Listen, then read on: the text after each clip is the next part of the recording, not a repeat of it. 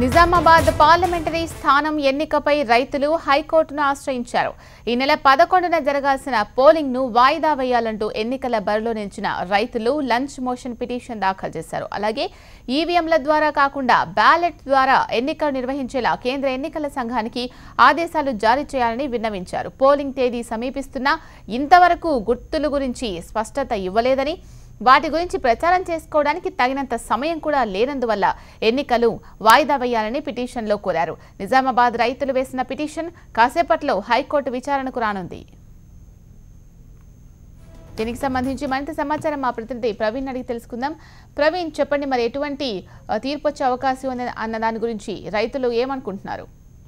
2 గంటల 30 నిమిషాలకు ఈ లంచ్ మోషన్ పిటిషన్ పై విచారణ జరిగే అవకాశం ఉంటుంది. అయితే ఇప్పటికే నిజామాబాద్ ఎంపీ ఎన్నికలపై హైకోర్టు కూడా దాదాపు 22 మంది రైతులు కూడా ఆశ్రయించడం జరిగింది. ఎందుకంటే ఈ లంచ్ మోషన్ పిటిషన్ లో స్పష్టంగా దాదాపు 4 అంశాలను కూడా పేర్కొన్నారు. నిజామాబాద్ పార్లమెంట్ ఎన్నికలకు వాయిదా వేయాలి, దాంతో పాటు ఈవీఎంల ద్వారానే కాకుండా బ్యాలెట్ ద్వారా ఎన్నికలు నిర్వహించాలంటూ కూడా పిటిషన్ లో స్పష్టంగా పేర్కొన్నారు. దీనిపైన మరికొద్ది సేపటి హైకోర్టు కూడా విచారణ జరిపి ఎన్నికల కమిషన్ కి ఏ విధంగా సూచిస్తుందనే అంశం పైన సర్వత్రా ఉత్కంఠ రేకెత్తిస్తుందని చెప్పొచ్చు. దాంతో పాటు కేంద్ర ఎన్నికల సంఘానికి ఆదేశాలు ఇచ్చే విధంగా చర్యలు చెప్పాలి. ఎందుకంటే ఇప్పటి వరకు తాము 185 నామినేషన్లు వేసాము, కానీ ఇప్పటి వరకు తమకు గుర్తులు కేటాయించకపోవడం వల్ల తాము ప్రచారం చేసుకోవడానికి చాలా ఇబ్బందికరంగా మారింది. కాబట్టి దాన్ని దృష్టిలో పెట్టుకొని ఏదైతే ఈవీఎంలను తీసేసి బ్యాలెట్ ద్వారా ఎన్నికలు నిర్వహించే విధంగా చర్యలు చేపట్టాలంటూ కూడా స్పష్టంగా ఆ పిటిషన్ లో పేర్కొన్నారు. మరికొద్దిసేపట్లో వారు ఏదైతే పిటిషనర్ లేవనెత్తినటువంటి అంశాలన్నిటిపైన మరికొద్దిసేపట్లో వాదనలు జరుగుతాయి. వాదనలు జరిగిన తర్వాత కేంద్ర ఎన్నికల కమిషన్ కావచ్చు,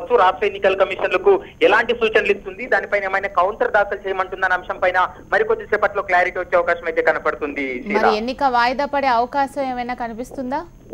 అయితే ప్రస్తుతం అయితే మాత్రము ఎన్నికల షెడ్యూల్ కావచ్చు, ఏదైతే ఎన్నికలు ఏ రోజు నిర్వహించాలనేది అంతా పూర్తిగా ఇప్పటికే కేంద్ర ఎన్నికల కమిషన్ కూడా ఆదేశాలు ఇచ్చింది. కాబట్టి దాన్ని దృష్టిలో పెట్టుకొని ఈ యొక్క వారం రోజుల వ్యవధిలో ఎలాంటి నిర్ణయాలు తీసుకోవాలి, లేకపోతే ఈవీఎంలు కాకుండా బ్యాలెట్ ద్వారా ఎన్నికలు నిర్వహించేందుకు అనుమతిస్తుందా, లేకపోతే ఎలా ముందుకు వెళ్తుందనే అంశం పైన పిటిషనర్ లేవనెత్తినటువంటి అంశాలకు ఎన్నికల కమిషన్ సంబంధించినటువంటి అడ్వకేట్ ఏం సమాధానం చెప్తాడనేది పరిగణలోకి తీసుకున్న తర్వాతనే హైకోర్టు కూడా నిర్ణయం తీసుకునే అవకాశం ఉంటుంది. ప్రస్తుతం అయితే దీనిపైన వాదనలు ముగిసిన తర్వాత నిర్ణయం అయితే వెల్లడించే అవకాశం అయితే కనపడుతుంది. Sheela. Right, thank you Praveen.